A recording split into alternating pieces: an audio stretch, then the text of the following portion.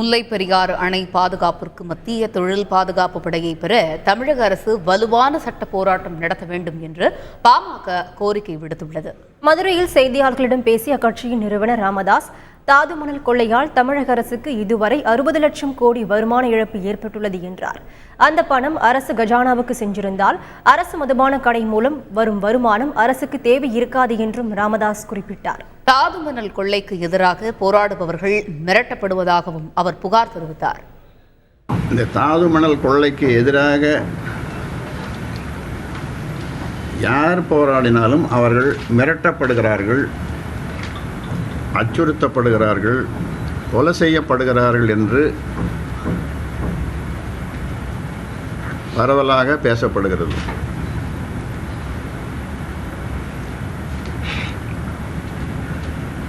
எனக்கும் என் குடும்பத்துக்கும் கூட இதுவரைக்கும் ஒன்றும் வரல. அந்த மாதிரி இனிமேல் வரலாம்.